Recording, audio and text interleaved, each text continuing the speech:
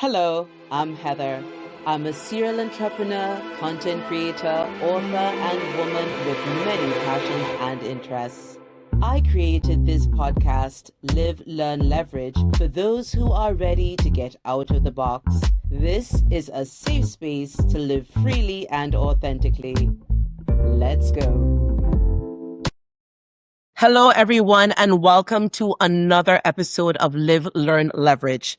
Today, I have a guest that I was very privileged to meet back in March at a women's event that celebrates Caribbean women. And so I would love to introduce my very special guest. Her name is Lexi Chow, and I would just read a few details because with everything that Lexi has accomplished and everything that she's doing for the world, I definitely want to make sure not to miss a thing. So, Lexi is a media executive, entrepreneur, and cultural storyteller whose work is helping reshape how Caribbean voices are represented in entertainment and streaming.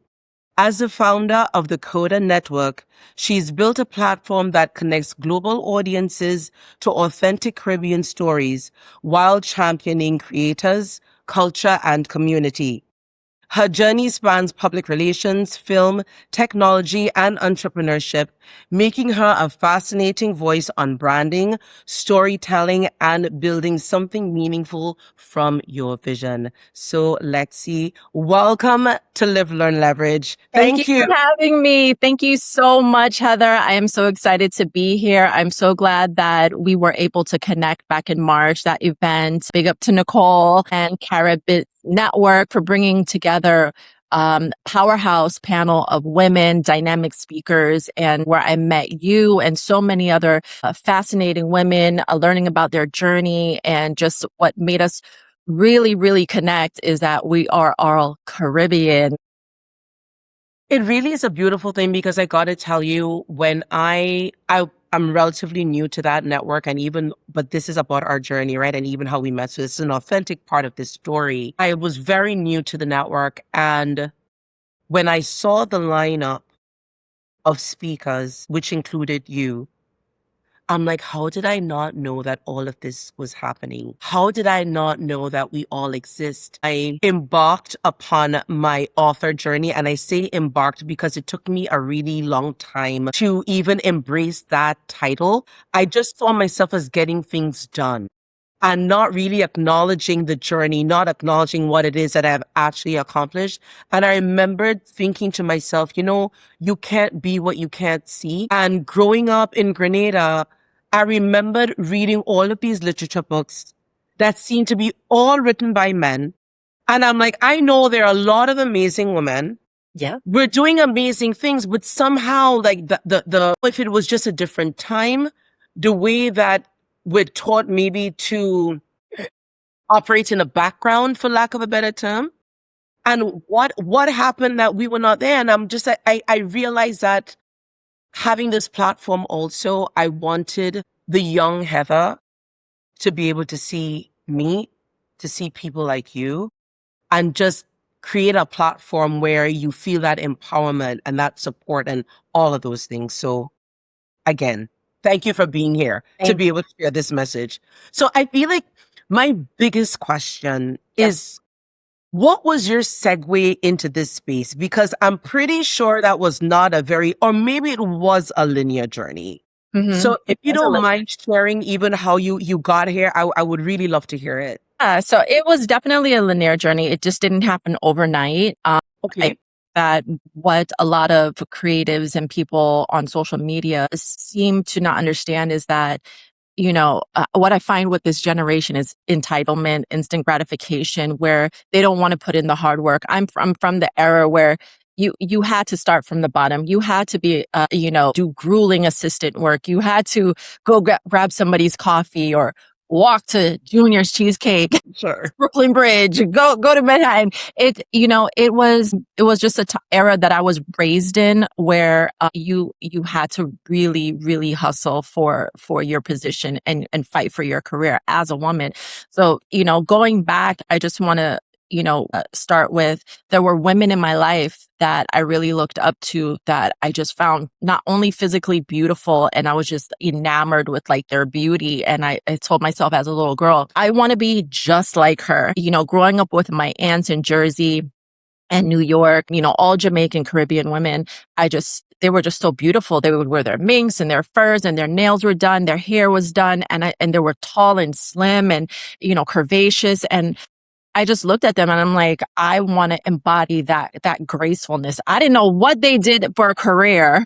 I was a little girl. I didn't care. I was just like, oh my God, these women are beautiful. And I think that as I was growing up, I wanted to have that certain je ne sais quoi, that grace that carried them. And as I was building my career and just growing up, I always knew that I didn't want to be what my parents wanted me to be. Of course, Caribbean parents want you to be a doctor, a lawyer, a nurse. I don't like blood. Right. I didn't want to become a lawyer, even though that's where I started. I did start in law school, but it never matriculated.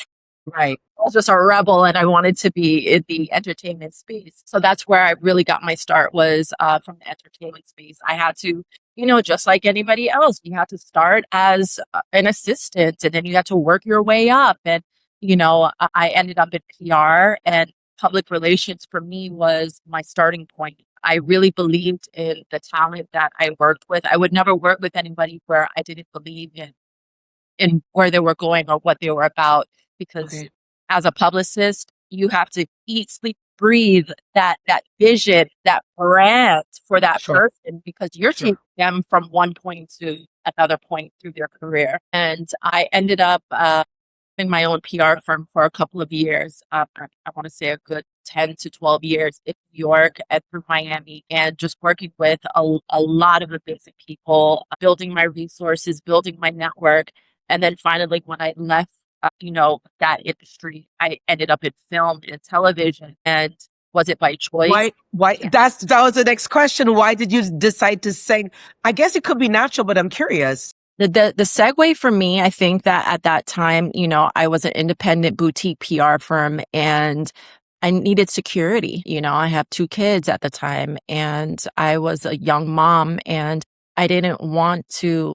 There was a certain lifestyle that I wanted to have, and I knew I was not going to go back home with my parents. I wasn't going to depend on anybody. I knew that I had to make some certain changes in my life, and that did not require depending on other people. I had to make those choices for myself. And whereas a lot of women and men, they get caught up in ego and, what looks good for the facade. But at the end of the day, when you're touching 40, you want to tap into a 401k. You want to have insurance. You want to have life insurance. And these are things that I thought about in my late 20s and my 30s, just growing up. What do I want from my life when I turn 50? They say that you're not going to have your looks forever. There were things that I had to change. And I said, okay, you need to get back in corporate. So I ended up at Viacom, and I see. working at Viacom, I tapped back into my legal skills. Ended up there, and finally stayed there for a couple of years. And when my contract was up, I ended up going to Paramount Pictures, and that's how I ended up in film. Because Okay. yeah, So that I understand correctly, so you're in your space, you have your own PR firm, but I'm guessing that you're realizing that there's a knowledge gap. Did you know you always wanted to be in the network space, or it was just about entertainment?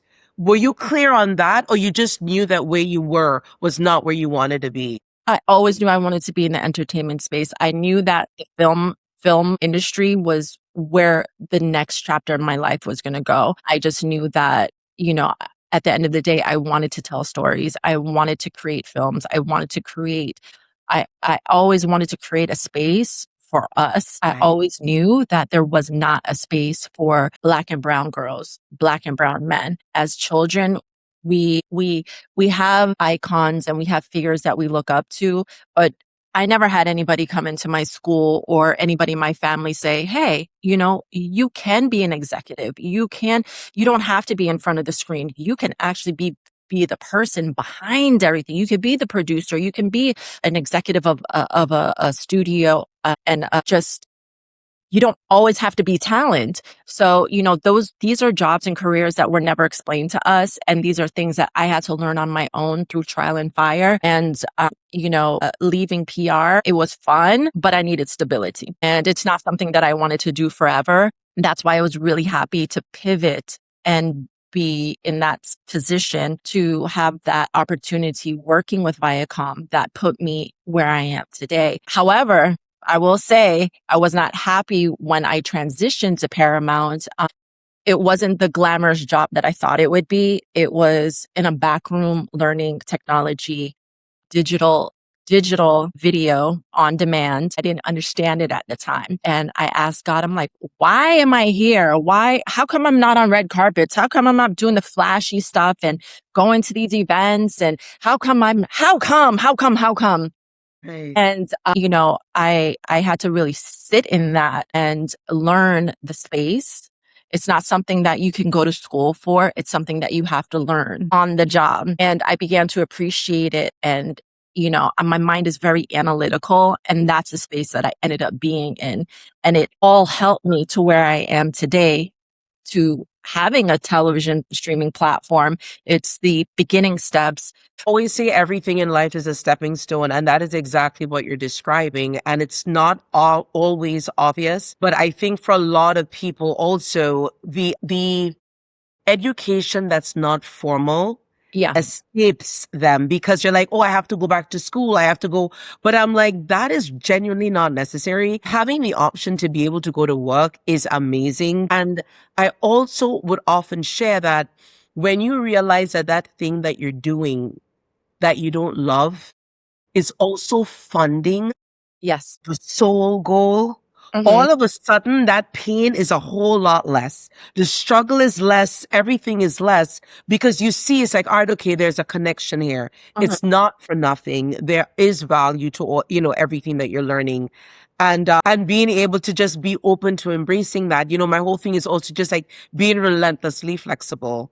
Absolutely. And you have to be. I was really lucky to get in at a time where people were just learning about video on demand because, they had Redbox and they had Blockbuster. So Blockbuster was dying, and then you had the Redbox. And then all of a sudden now your television or your movies are being, you can rent them on a website, which is a transactional video on demand called TVOD.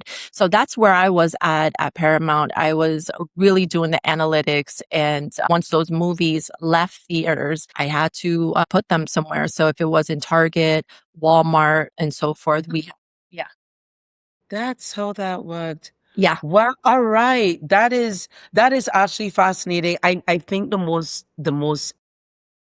interesting aha moment that I've had, and I keep with life, there will always be growth. At least I hope for all of us there will always be growth because it makes it fascinating. So I left Grenada in '95, and there were a few shows. I think BET had, oh my gosh, Caribbean Rhythms.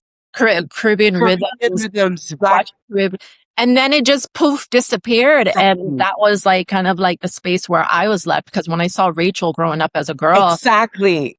I could identify with her. She You- looked like me and I was like, Exactly. "Oh my God, there's somebody I can look up to say, all right, this is where I want to be, or this is what I want to create."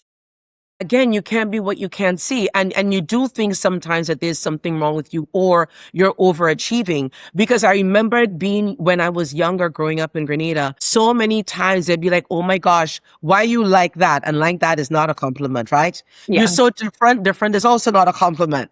And forget when they drop the Americanized part. It's like, you definitely left the building. Yeah. But I always knew, I'm like, okay, we're going to school to be educated. The education is supposed to be better. So why would we all then do the same thing? If we have a different vision, you have the education, you have the knowledge, you have all of these things that can serve us. What is the purpose of having that very cookie cutter approach? But for so many people, they are afraid to do that thing that goes against what is expected because for lack of acceptance or even, and what I feel like I hear the most, not wanting to disappoint the people who have raised them Yeah. because they don't want them to feel as though, well, what you did wasn't good enough. and Mhm. I want to do something else, and seeing that as not being a positive. And I don't believe in throwing the baby out with the bathwater. There are ways that we can do all of these things in a way that it is respectful. But I do often share that if you do find yourself at a crossroad where the vision that you have may not be in alignment with the vision that your family or your friends have for you, to nurture that on the side. And I'm not talking about being deceitful, Mhm. but get to that point, because when we are going through any shift, anything that's different, anything that's challenging, it takes a lot for us to also overcome it in ourselves. Oh, The last thing you need is to have that external lack of validation or feeding into that fear that you may potentially have. And so like I often say, I just hold on to that to where you feel more stable. And once you feel stable, then share, because the way a dream can be just massacred by people who don't have the vision that you have.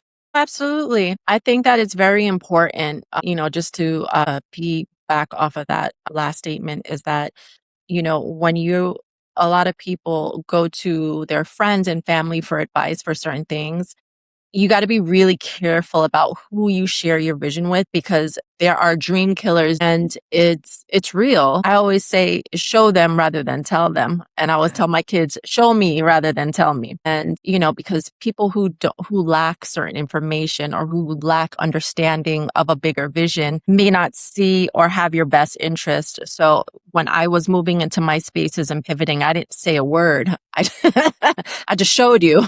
And my I parents, get that. "Oh, okay. Now I see what you're doing. There's a method to your madness."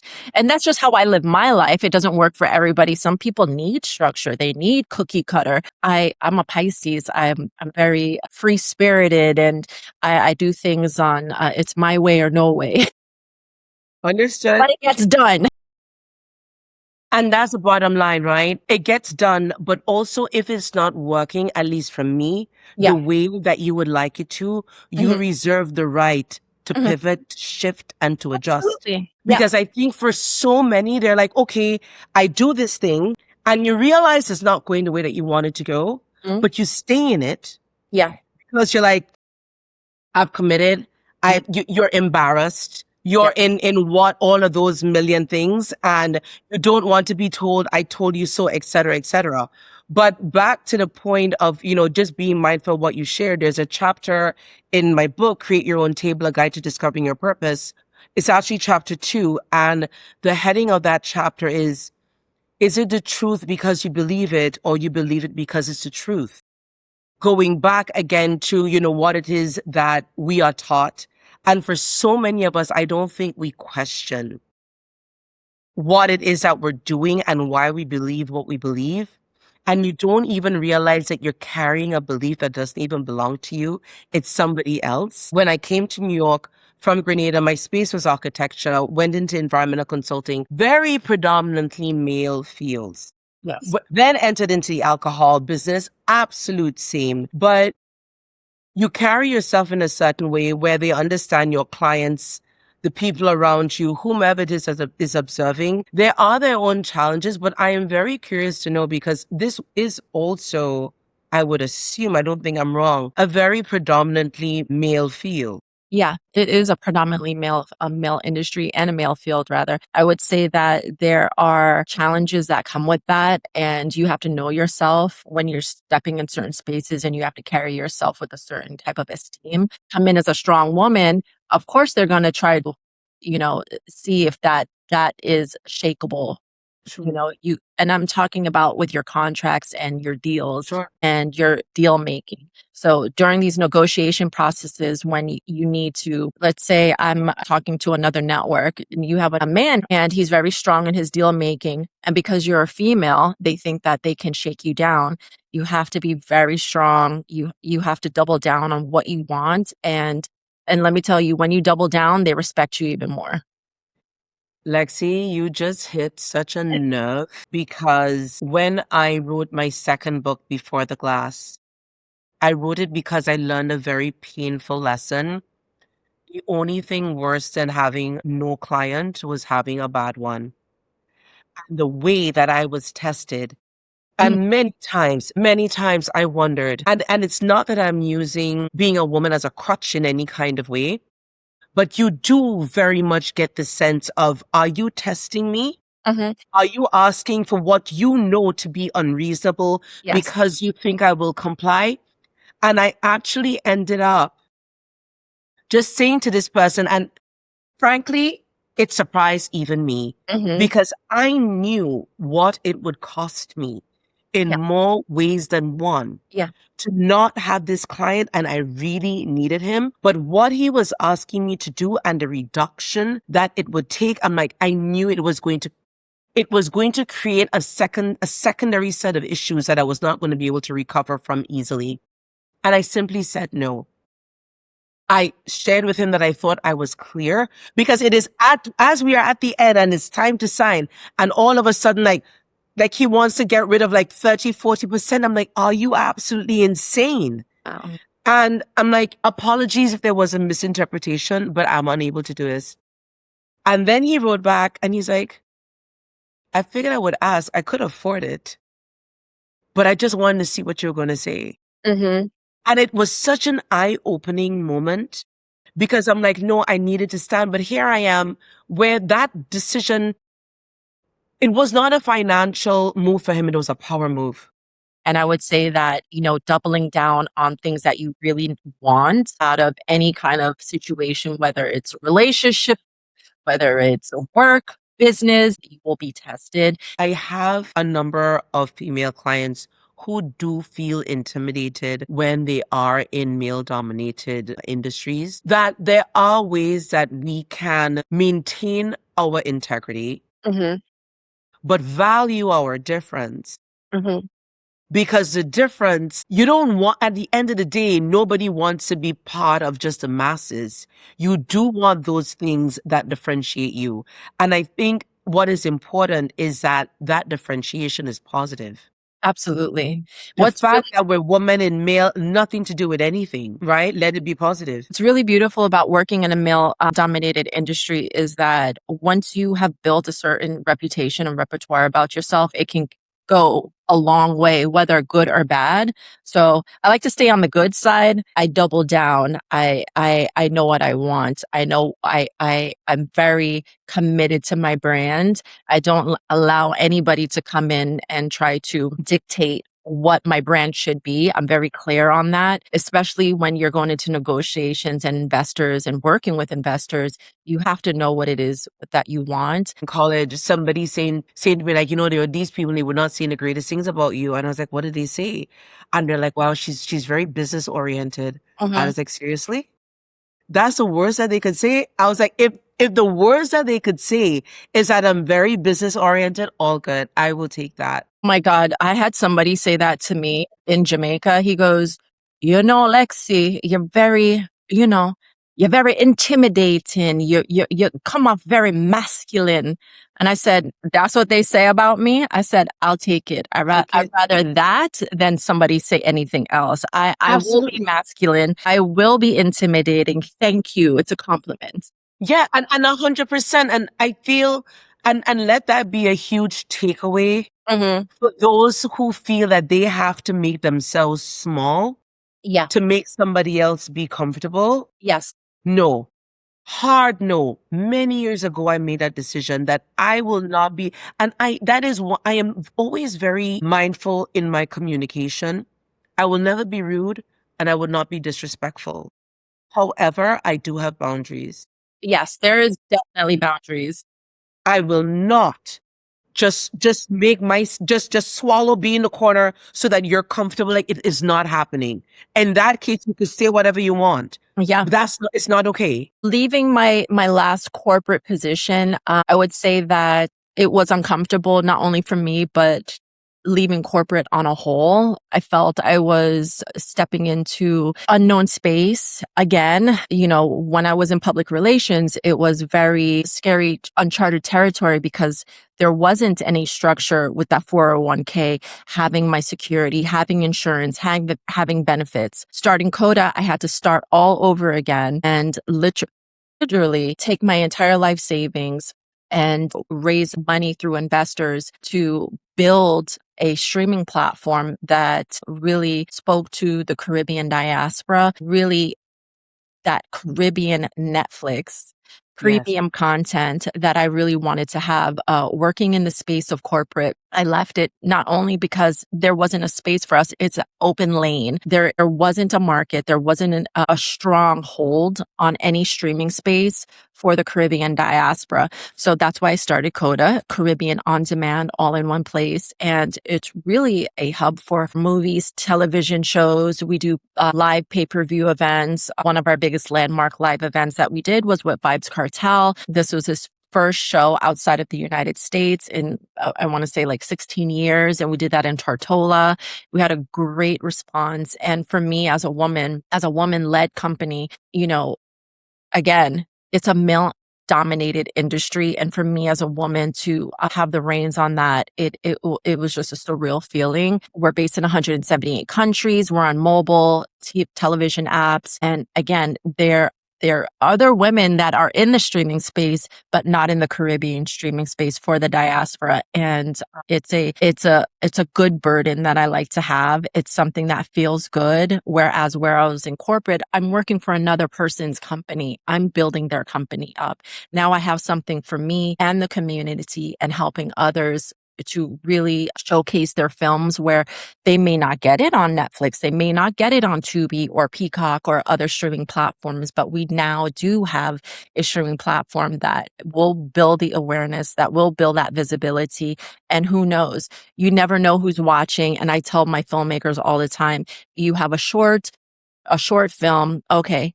Yes, you're looking for funding. You never know. You put it on Coda and a major studio or an executive sees it, may want to work with you as a director or a writer in the future. You just never know. But I really love the platform and it's free. It's advertising based. So as you're watching it, you'll see commercials and so forth. So you don't have to subscribe. It's completely free. And again, it's in 178 countries. And this is my baby. We've had it around for about 5 years. And, just having the expertise for my background, 20 years in the TV and film industry, I really feel that this is something that is going to stick around for a very, very, very long time. So I really feel called to ask a question regarding the commercials. Are the commercials national brands or they Caribbean leaning? Who is that audience in general? It's national brands, but also any brand can reach out to us, just like how Disney or Tubi has their own ad kind of manager where you can go in and buy ad space. Same thing with Meta. You can do that with Coda. You can reach out to us. And if it's a Caribbean national brand, of course, it has to be, it has to meet certain specifications. Sure. We can have those ads. You can buy ad space and have those running for any specific amount of time. And it will be nationally run as well, globally, not nationally, but globally. I really love that because every island is its own experience. It Absolutely. genuinely is. And I think a lot of people don't understand that who have never really visited the Caribbean. They think everything is literally just one thing. And so to have the opportunity, do you do things island based by any chance? Yeah, we do. So, Coda is, although I'm Jamaican, we have a lot of Jamaican content on there naturally, but we do have, we have Haitian content, Cuban content, Republic of Dominica, St. Lucia. We have Trinidadian content on there. For all the islands. And you got to get Grenada in there too, for sure. Yes, we need Grenada. I want to hit up a Grenadian carnival. I think that would be so fun. Like I want to go to all the carnivals. Yes. And we also have carnival content on there. We have travel content. We have documentaries. We have television series that are one of the producers, Becca Dudley. She's of Jamaican descent and she's from the UK. And we have really full stuff. We have Taste of Marley that's hosted by Rowan Marley. And it's a culture, food, lifestyle. We have Black vegan content by a Mauritius Jamaican chef. And we have celebrities like Jim Jones and Donnell Rawlings on there. It's really fascinating. It's very interesting. And you're also tapping into a market and a demographic of audience that has never seen the side of the Caribbean. Not just, we love our classics. We love our classic Badman stories, but you're getting a rich culture. You're getting vibrant. You're getting what is very beautiful about our culture. And why I started this as well is because there isn't real representation for us. We're not LATAM, we're not African American, and I don't say this with any type of malice. West Indian and Caribbean culture is its own identity, Absolutely. and we are pushed aside. We are a niche market, but we have 14 million people in the Caribbean. Yes. We have, I want to say, almost 64 million worldwide. And those are the people that want to tap into their culture. They want to see, they want to see stories. We have so many great stories, but I also know funding is a major problem in the island. And eventually, I want to set up a fund to be able to help Caribbean filmmakers down the line. But this is going to take a community effort. It's not something I can do alone. It's something that, we all need to do and help them. These. I mean, truly, I feel like it legitimately takes a village, right? But my biggest hope is that with technology being what it is, Mhm. that a lot of those things that were previously just unreachable Yes. and just not viable from a financial standpoint, that a lot of those things would become more accessible. Yeah. And again, having the opportunity to see what is available, Mhm. understand what our options are, but more than anything else, to just see our culture being celebrated Yes. in a way that is uplifting. Mhm. And it's not just that standard, somebody under the coconut tree smoking weed. It's like, seriously. And the number, I mean, we laugh, but It's the true. number of times I had to, it's like, yes, Heather, it's like, sure. You endless, absolutely endless. So thank you again for Thank being here. Now, as far as with Coda you. Network, I do know that it's an app. I actually do have it on my phone also. But as far as like the option, like the way that people can access it, we Yes. would be providing that link in the description. Yes. What is the best? Yeah. So the best way to do it is we're on all app stores, whether that's iOS or Google. We're on Roku, Fire Stick, Apple TV, Samsung TV, and LG TV. We are launching those new apps for some of those television devices in the next couple of weeks. But it's right now, it's available. You can find it on your iOS and Google right now, and Roku and Fire Stick. And again, it's in 178 countries. There's no geo restrictions as of yet, but it's free for everybody. And all you got to do is just download it and put in your email address, and that's it. Thank you so much. Thank you for everything that you're doing. Thank you Thank you. for just being that trailblazer, but more than anything else, our missions are very much aligned in you can't be what you can't see. Mhm. And to be women who are from the Caribbean, allowing other young women to be able to see what is possible and Absolutely. knows even what they would be inspired to do. Yes. So, right? Yes. Thank you so very much, guys, So much. for enjoying and just participating. And thank you, Lexi, for being here at Live, Learn, Leverage. As always, if you have any questions at all, please put them in the chat, put them in the comments. I always respond. Have a fantastic day. And as always, I hope what I share serves. Have a great day. Take care. Bye bye.